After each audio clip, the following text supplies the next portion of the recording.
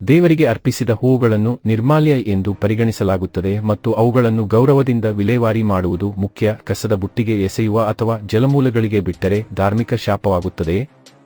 ನಿರ್ಮಾಲ್ಯ ವಿಲೇವಾರಿಯ ಸರಿಯಾದ ಮಾರ್ಗಗಳು ಇಲ್ಲಿ ವಿವರಿಸಲಾಗಿದೆ. ಪ್ರತಿದಿನ ದೇವರ ಪೂಜೆ ಮಾಡುವ ಬಹುತೇಕ ಮನೆಗಳಲ್ಲಿ ತಾಜಾ ಹೂವುಗಳನ್ನು ಅರ್ಪಿಸುವ ಸಂಪ್ರದಾಯವಿದೆ.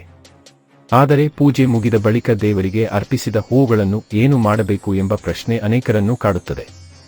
ಕೆಲವರು ಅವುಗಳನ್ನು ಕಸದ ಬುಟ್ಟಿಗೆ ಎಸೆಯುತ್ತಾರೆ, ಇನ್ನು ಕೆಲವರು ನದಿ ಅಥವಾ ಕೆರೆಯಲ್ಲಿ ಬಿಡುತ್ತಾರೆ.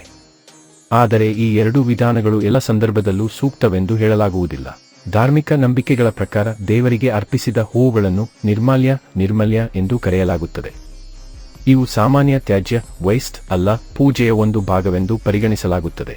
ನಂತರ ಅದನ್ನು ಪರಿಸರ ಸ್ನೇಹಿ ರೀತಿಯಲ್ಲಿ ವಿಲೇವಾರಿ ಮಾಡಬಹುದು. ಮನೆಯ ತೋಟ ಅಥವಾ ಹಿತ್ತಲಿನಲ್ಲಿ ಜಾಗವಿದ್ದರೆ ಪೂಜೆಯಲ್ಲಿ ಬಳಸಿದ ಹೂವುಗಳನ್ನು ಗಿಡಗಳ ಬುಡದಲ್ಲಿ ಅಥವಾ ಮಣ್ಣಿನಲ್ಲಿ ಹೂತು ಹಾಕಬಹುದು.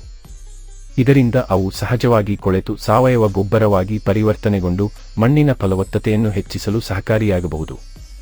ಕೆಲವು ಹೂವಿನ ದಳಗಳನ್ನು ಒಣಗಿಸಿ ಮನೆ ಅಲಂಕಾರ, ನೈಸರ್ಗಿಕ ಬಣ್ಣ, ಸುಗಂಧ ವಸ್ತುಗಳು ಅಥವಾ ಧೂಪ ತಯಾರಿಕೆಯಲ್ಲಿ ಮರುಬಳಕೆ ಮಾಡುವವರು ಇದ್ದಾರೆ. ಹಿಂದಿನ ಕಾಲದಲ್ಲಿ ಪೂಜೆಯ ಹೂವುಗಳನ್ನು ನದಿಗಳು ಮತ್ತು ಕೆರೆಗಳಲ್ಲಿ ಬಿಡುವ ಸಂಪ್ರದಾಯವಿತ್ತು. ಆದರೆ ಇಂದಿನ ಪರಿಸರ ಪರಿಸ್ಥಿತಿಯಲ್ಲಿ ಅನೇಕ ತಜ್ಞರು ಇದನ್ನು ತಪ್ಪಿಸಲು ಸಲಹೆ ನೀಡುತ್ತಾರೆ. ಹೂವುಗಳ ಜೊತೆಗೆ ಪ್ಲಾಸ್ಟಿಕ್, ಬಟ್ಟೆ, ಪ್ಯಾಕೆಟ್ ಅಥವಾ ಇತರ ಪೂಜಾ ಸಾಮಗ್ರಿಗಳು ನೀರಿಗೆ ಸೇರುವುದರಿಂದ ಜಲಮಾಲಿನ್ಯ ಉಂಟಾಗುವ ಸಾಧ್ಯತೆ ಹೆಚ್ಚುತ್ತದೆ. ಹೀಗಾಗಿ ಸ್ಥಳೀಯ ಆಡಳಿತದ ನಿಯಮಗಳು ಹಾಗೂ ಪರಿಸರ ಸಂರಕ್ಷಣೆಯನ್ನು ಗಮನದಲ್ಲಿಟ್ಟುಕೊಂಡು ನಿರ್ಮಾಲ್ಯ ವಿಲೇವಾರಿ ಮಾಡುವುದು ಉತ್ತಮ. ಪೂಜೆಯಲ್ಲಿ ಬಳಸಿದ ಹೂವುಗಳನ್ನು ಗೌರವದಿಂದ ನಿರ್ವಹಿಸುವುದು ಧಾರ್ಮಿಕ ಭಾವನೆಯಷ್ಟೇ ಅಲ್ಲ, ಪರಿಸರ ಸಂರಕ್ಷಣೆಯ ದೃಷ್ಟಿಯಿಂದಲೂ ಮಹತ್ವದ್ದಾಗಿದೆ. ಕಸದ ಬುಟ್ಟಿಗೆ ಎಸೆಯುವುದಕ್ಕಿಂತ ಗಿಡಗಳ ಬುಡದಲ್ಲಿ ಹಾಕುವುದು ಅಥವಾ ಸಾವಯವ ಗೊಬ್ಬರವಾಗಿ ಬಳಸುವುದು ಉತ್ತಮ ಪರ್ಯಾಯವಾಗಿದೆ.